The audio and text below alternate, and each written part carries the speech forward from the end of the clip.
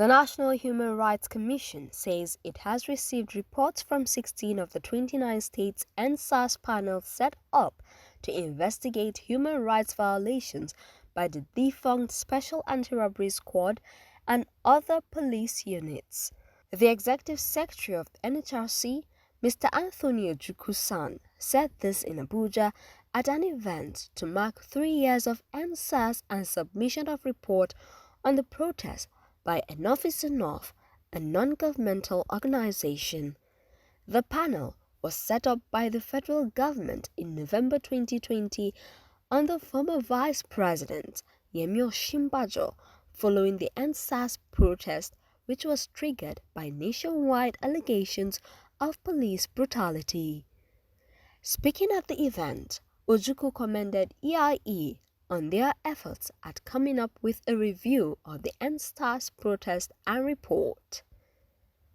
The federal government of Nigeria, to the then acting president, Professor Yemi Osinbajo, Senior Advocate of Nigeria, requested the National Human Rights Commission to constitute a broad-based presidential panel, including the representatives of civil society organizations, to investigate allegations of human rights violations following the NSAS protest.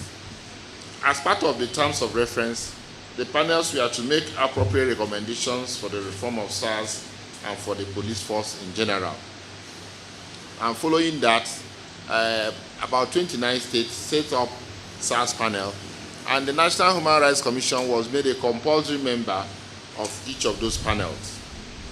In addition, the National Human Rights Commission also set up a panel in the FCT, and which dealt with cases both in the FCT and from all over the country, because as complainants are free to take their complaint to any state, any branch of the panel, and some did come from other states if they felt it was easier for them to push their case at the panel here.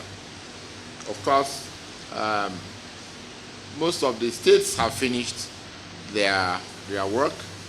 Some of them have concluded their reports, and some of them have also paid compensation.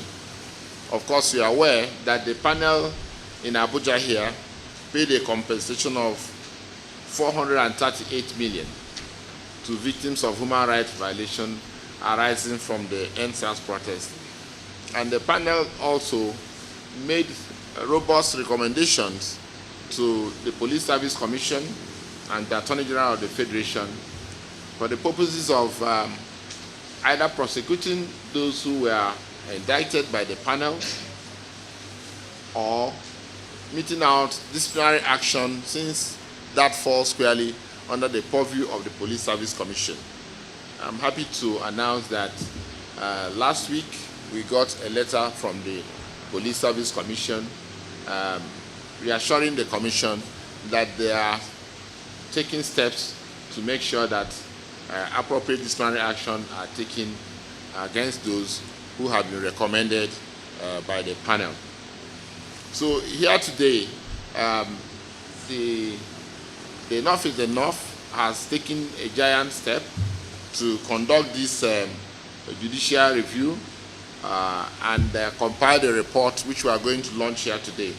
So I must commend the gallant effort of Enough is Enough as one of those steps taken by human rights defenders to make sure that things are not swept under the carpet, to make sure that the right lessons learned from the NSAS protest are not forgotten, and to make sure that, just like the government promised, that the efforts of these panels are geared towards large-scale police reforms and reform of the SARS.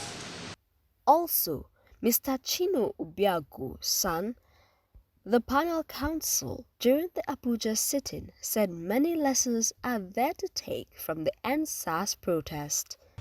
One thing that the NSAS did was to have a revamp, a complete revamp of the syllabus in police training colleges. So you have human rights infused in the syllabus, but are we seeing the evidence of that?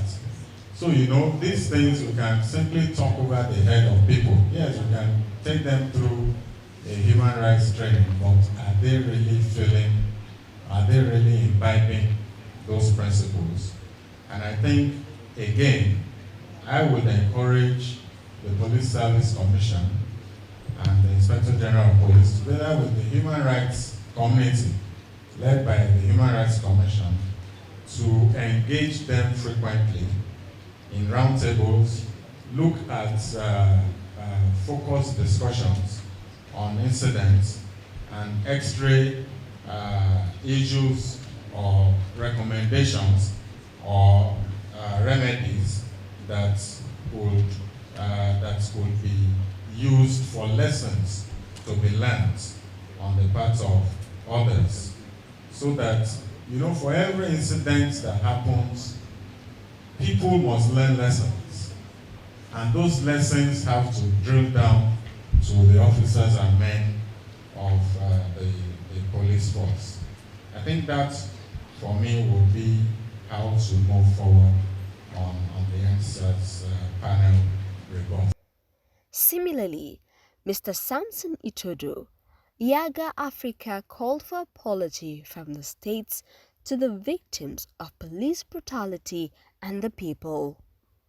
I think that one of the things that has come out of this report is that the Nigerian state owes the victims an apology, and it's not an apology that is one-off, because these reports have clearly shown that citizens were subjected to all forms of human degradation, but they were also subjected to all forms of torture and abuse. And so we call on the state to apologize to the families of the victims, including the families of those who are still in incarceration, and take action by releasing these people who are in incarceration.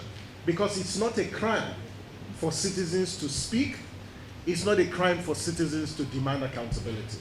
The highlight of the event was the digital presentation of the report covered by Enough is Enough. The report was presented by Ms. Yemi Adamolekun, Executive Director, Enough is Enough.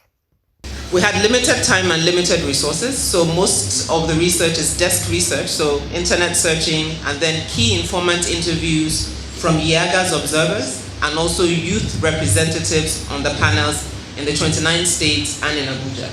So the content, if you could make it slightly bigger so they can see. Excellent. So our launch partners, 5 for 5 demands, background of the study, executive summary, the key findings, recommendations, a state-by-state snapshot of events, and the NSAS timeline. They're invested in justice in their states. They should take that approach. Pay on behalf of the federal government in a sense, and then go back to the federal government and say, we've done the panels as you've asked us to, and this is what we've paid, can we get a refund? And I think moving, hopefully over the next few months, civil society organizations at the state level can take the findings from this report and use that to engage at the state level as we wait for the master report from the National Human Rights Commission.